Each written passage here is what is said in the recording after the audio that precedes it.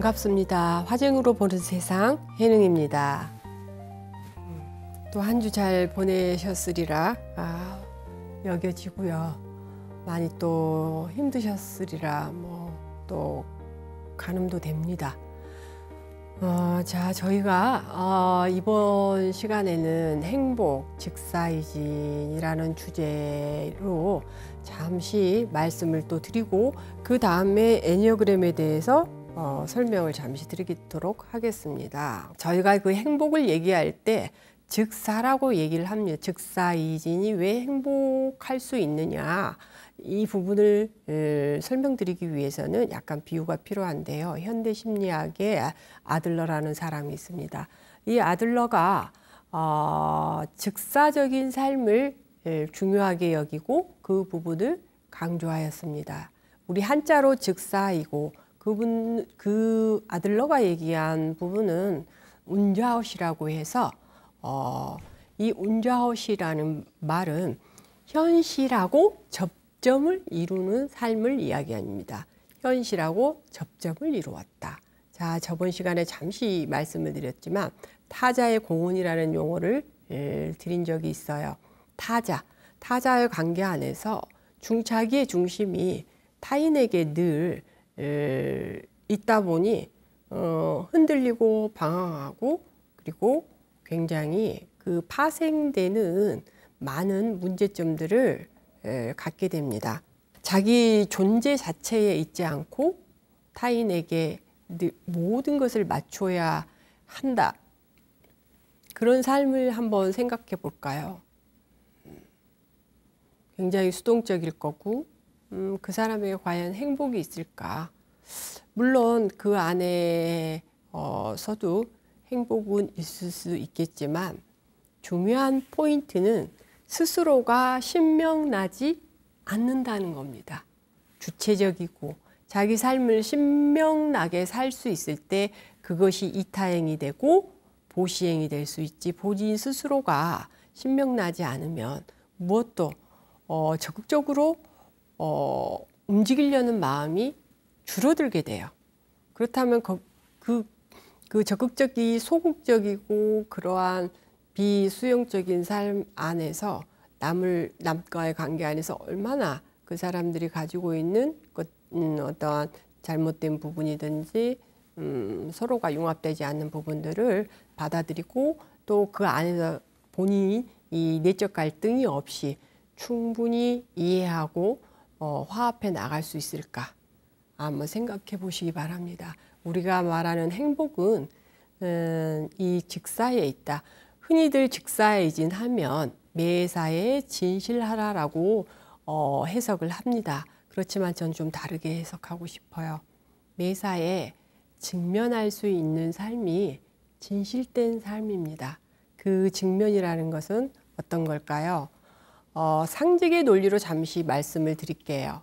상즉, 이게 원효 스님이 말씀하신 일심 가운데에 일심으로 돌아가기, 회귀하기 위해서 저희는 상직의 논리를 가져옵니다.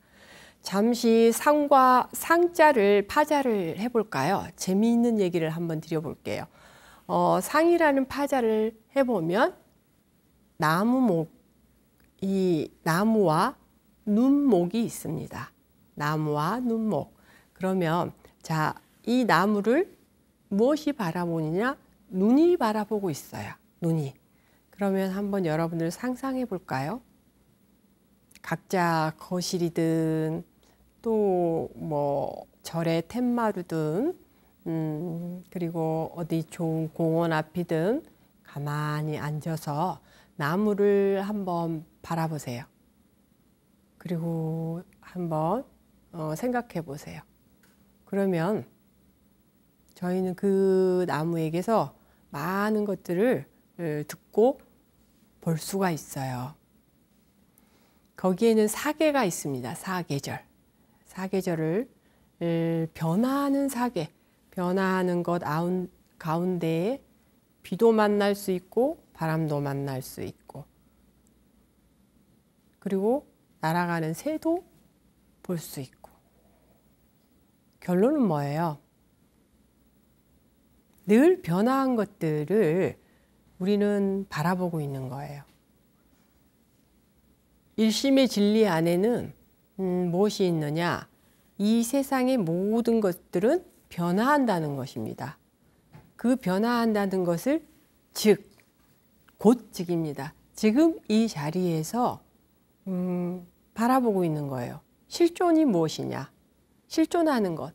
매 시간 변화하는 것이지만 그 변화하는 것이 일어났다 사라지고 일어났다 사라지는 것들을 알아차리고 바라보는 이 실존에 우리의 그 마음을 일심을 심었습니다. 그러면 그 일심이 어떻게 현존하느냐 그런 것들을 끊임없이 관찰하고 변화하는 것에 자기 중심을 잃어버리지 않는 것입니다.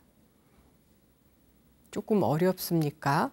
제가 또 설명을 드려도 조금 어렵다는 생각이 좀 있는데요. 그래서 결론은 무엇이냐? 직면한다라고 하는 그 안에는 무엇이 있냐? 저희가 삶의 본질을 결국은 관찰하고 있다라고 얘기를 하면 되겠습니까? 저희가 삶의 본질은 여러분들은 어디 있다고 생각하세요? 삶의 본질. 불교의 논리 기본 교리 안에 이 답이 있습니다. 고진멸도. 그러면 삶의 본질은 어디에 있느냐? 고통에 있습니다. 고통. 그럼 지금 현존하는 것도 저희가 직면하고 있는 것도 지금 코로나 시대에 저희가 직면하고 있는 것들도 무엇이냐? 고통입니다. 그러면 원효 스님이 말씀하시는 이 고통을 해결하기 위한 것이 공공의 선이요, 공동의 목표라고 할 수 있습니다. 이 공공의 선과 공동의 목표를 어떻게 찾아갈 수 있을까? 한번 살펴보도록 하겠습니다. 애니어그램의 기원에 대해서 잠시 말씀을 드릴게요. 애니어그램은 실질적으로 저희가 인간의 그 9가지 유형을 제시하였어요. 유형을 제시하고 거기에는 그 상징들이 들어가 있습니다. 그렇지만 이 이론이 언제부터 나왔느냐? 아주 고대의 전통에서부터 우리가 삶의 지혜에서 실은 그 행동하는 종교 철학에 있었어요. 어느 신을 바라보는. 그래서 고대 그리스의 종교 철학이라고 할 수 있지 어떤 신앙적인 부분은 아닙니다. 이 애니어그램은. 근데 애니어그램의 기원에 대해서는 정확하게 나와 있는 건 없어요. 대신 이것들에 대해서 상징에 대해서 구체적으로 이 현실 안에 그리고 사회 안에 제시해 놓으신 분이 누구냐? 바로 1875년경에 그리스계 미국인 그루지예프라는 사람이에요. 근데 이 사람은 본인이 혼자 그것을 내놓은 것이 아니라 진리를 추구하는 사람들의 모임이 그 사람들이 이집트, 그 다음에 아프가니스탄, 그리스, 또 페르시아, 인도, 티베트 등의 수도원과 많은 성자들을 찾아다니게 됩니다. 그래서 그것들을 집합하여서 그 통찰된 지혜를 모아서 애니어그램이라는 체계를 이루었습니다. 그래서 애니어그램의 체계는 심리학의 기본이 되었고 저희가 이것을 영성 프로그램이라고 이야기를 하고 이 안에는 기본이 우주론입니다. 우주 안에 우리 존재가 어떻게 이루어져 있고 또 그 우주와 존재를 충분히 설명할 수 있는데요. 거기에가 무엇이 들어있냐면 자연 법칙의 모델이 들어있습니다. 상륙의 법칙이 그 안에 들어있어서 앞으로 여러분들과 아주 재미나게 공부할 수 있을 것 같습니다. 애니어그램의 목적도 무엇이 어디에가 있냐면 사람들로 하여금 우주 안에서 자신의 위치를 이해하고 자기의 삶을 아주 객관적인 목적을 알도록 일깨우는 것입니다. 이 객관적인 목적이라는 건 원효 스님이 말씀하신 것처럼 회귀, 우리 모두는 다 불성을 가진 중생이다. 불성을 가진 각자의 하나의 인격체이다. 이것들을 다시 깨우치게 돕고 있습니다. 자, 그러면 애니어그램은 무엇일까요? 도형들이 보이기 시작합니다. 도형들. 이 도형은 피타고라스의 도형을 공부하시는 분들은 조금 도움이 많이 될 텐데요.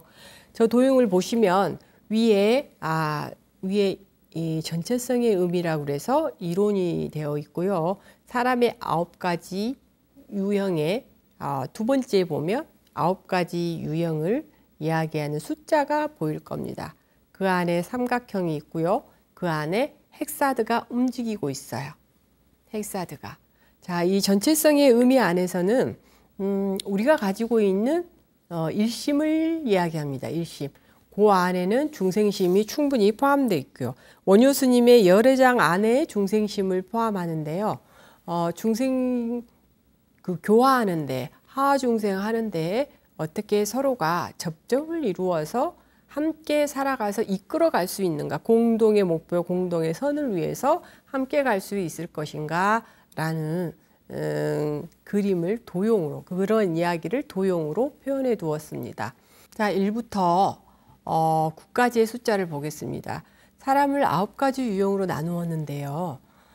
일단 숫자적인 의미부터 저희가 해석하고 지나가겠습니다. 숫자는 0부터 시작해요. 0, 1, 2, 3, 4, 5, 6, 7, 8, 9. 자, 이제 9는 완전한 숫자입니다. 다 채워진 숫자예요. 다 채워진 숫자인데 0은 숫자라기보단 토대를 이루고 있는 거라, 자, 1부터 9까지를 봅니다. 그리고 10은 또 다른 시작을 얘기해요. 그래서 저희가 숫자로 사람을 표현할 때 원만한 9가지에서 9가지 유형을 아무래도 나눈 것 같습니다. 이 9가지 유형을 그럼 저희는 어떻게 이해할 것이냐. 부처님께서 태어나셔가지고요. 사방으로 동서남북 중앙에서 7걸음씩 걸으셨다고 얘기해요. 저희가 7이라는 숫자에 조금 집중을 해보아야 될 필요가 있어요. 7. 부처님께서 왜 7걸음을 걸으셨을까요? 왜? 6걸음도 걸을 수 있고 7걸음도 걸으실 수 있고, 저희 불교 안에서는 법수라는 게 있어요. 1에 대한, 2에 대한, 3에 대한.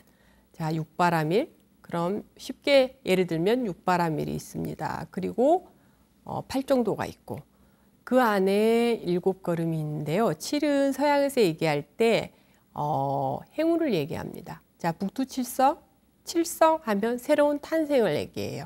새로운 탄생을 얘기해서 당신이 아무래도 제가 아마 해석이 조금 미진할 수도 있지만 왜 7걸음일까? 그것은 새로운 탄생이라고 저는 생각합니다. 그러면 우리 한 존재를 숫자에서 봤을 때, 비유를 할 때 한 존재를 1이라고 표현을 해요. 그 1이 각기 존재를 하는데 9가지로 존재를 하는 겁니다.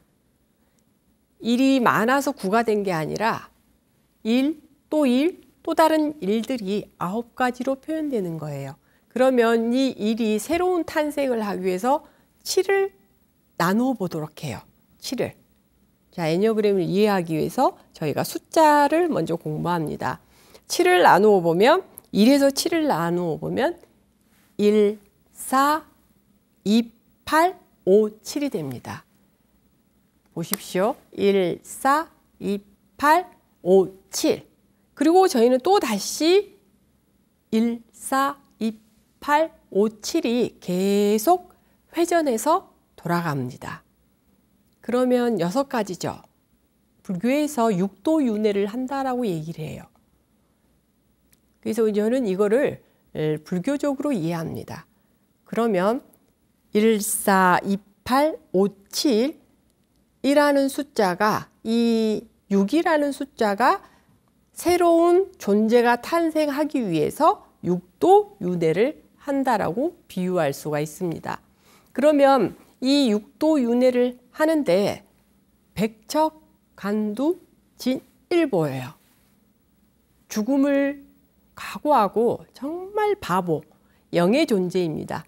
영, 제로.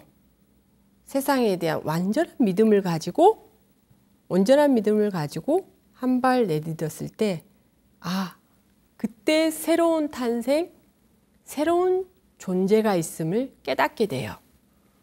그게 저희 안에서 부처님의 안에 있는 불성을 믿고 기도 정진하는 것이라고 저는 보아집니다. 그리고 원효 스님께서 자리이행, 우리가 보통 자리이탈하고 이야기를 할 때 일심 안에서 무엇을 당신이 이 목적을 삼았나?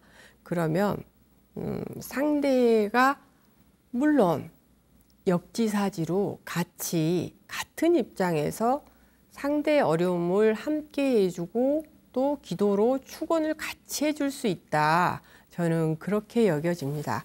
그래서 육도윤회를 하는 존재가 7이라는 숫자는 새로운 탄생을 하게 됩니다.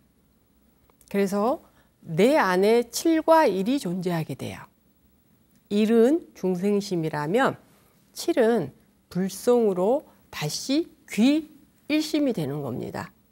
귀일심. 그래서 1부터 9까지가 저 헥사드라는 저거는 변화 역동하고 이동하는 거예요. 그러면 저희는 그 방향으로 계속 움직이면서 내 마음이라는 것은 어느 한 목표점을 위해서 이동을 합니다. 이것을 심리학에서 우리는 성장이라고 얘기해요. 자기 개발을 하고 발전시켜 나가고. 그래서 이것들이 1과 7이 내 안에 새로운 타자입니다. 새로운 타자. 불성에서 보면 불성이라는 것은 고정불변하는 거라고 한다면 중생심은 변화역동의 성질을 가지고 있어요. 변화역동. 이 변화역동하는 것들이 결론은 무엇을 만나야 하느냐? 불성을 만나야 합니다. 그러면 저희는 저번 시간에 말씀을 드렸듯이 행복을 목표로 하느냐 성공을 목표로 하느냐에 따라서 달라지듯이 내가 부처를 이루겠다라고 목표를 가지고 있는 사람과 내가 깨달음을 갖고자 한다라고 목표를 정한 사람은 내 삶의 태도가 많이 달라집니다. 즉사이진을 할 때 이 두 가지 목표에서 내가 깨달음을 목표로 가지고 있는 분들은 매 만나는 것 매 순간이 깨달음으로 이어집니다. 저 숫자에 대해서 잠시 말씀을 드렸고요. 그 다음에 세 가지 힘이라는 게 있는데 저 세 가지 힘, 모든 세상의 중심은 3으로 이루어져 있어요. 자, 우리 불교 안에서도 체, 상, 용 이렇게 설명을 합니다. 그렇다면 일심 안에서 우리가 몸을 여의고 내 일심이 있을 수 없기 때문에 그럼 내 몸 안에 무엇이 있느냐? 대념처경에 보면 신수신법이 있습니다. 법에는 삶에 대한 이치가 법이라면 신, 몸, 감각적인 부분, 수, 받아들이는 부분, 심, 이거는 인식작용을 얘기합니다. 그러면 그것이 세 가지로 이루어져서 애니어그램 안에서는 장형이라고 얘기를 하고요. 그 다음에 두뇌형, 그 다음 심장, 가슴형이라고 이야기합니다. 이 세 가지가 어떻게 이루어지고 서로 변화 역동을 하고 서로를 돕고 실은 또 가끔은 서로를 침해하는지 이런 부분에 대해서 저희가 다음 시간에 꾸준히 공부해 보도록 하겠습니다. 오늘 함께 또 해주셔서 감사하고요. 화생사상으로 보는 세상 해능이었습니다. 감사합니다.